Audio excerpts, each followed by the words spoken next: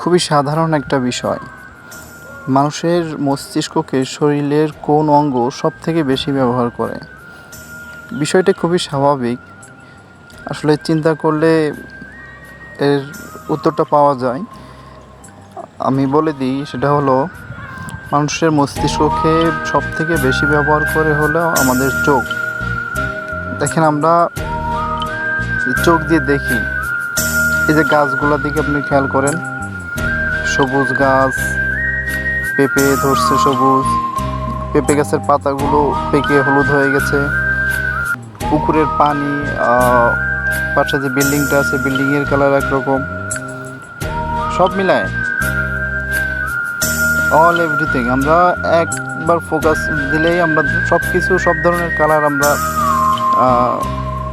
Extend করতে পারি আর কি। এই যে গাছের পাতাটা হলুদ হয়ে গেছে, পেঁপে মোটামুটি, এই যে কোনটা বড় কোনটা ছোট, কোনটা পাকা কোনটা কাঁচা, সব কিছু কিন্তু আমরা আলাদা করতে পারি। তো এই আলাদা করার বিষয়টা একটু দেখেন, ভেবে দেখেন, একটা পাগলের কাছে যদি আপনি জিজ্ঞেস করেন কোনটা সাদা কোনটা লাল কোনটা নীল, সে কিন্তু বলতে পারবে না, কারণ তার মস্তিষ্ক একটা সুস্থ মানুষের মস্তিষ্কের মতো না। একটা সুস্থ মানুষ, তার মস্তিষ্ক সক্রিয় থাকে বিধায় সে সব কিছু ফাইন্ড আউট করতে পারে।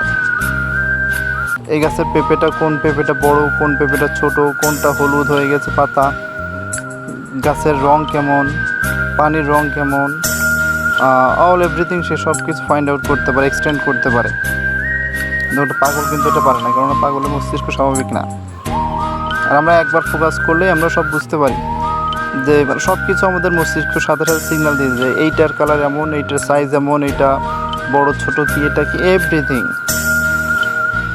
সুতরাং আমরা বলতে পারি যে আমাদের মস্তিষ্ককে সব থেকে বেশি ব্যবহার করে হচ্ছে আমাদের চোখ। আল্লাহ পাকের কি অপরূপ সৃষ্টি, আলহামদুলিল্লাহ। এই সৃষ্টির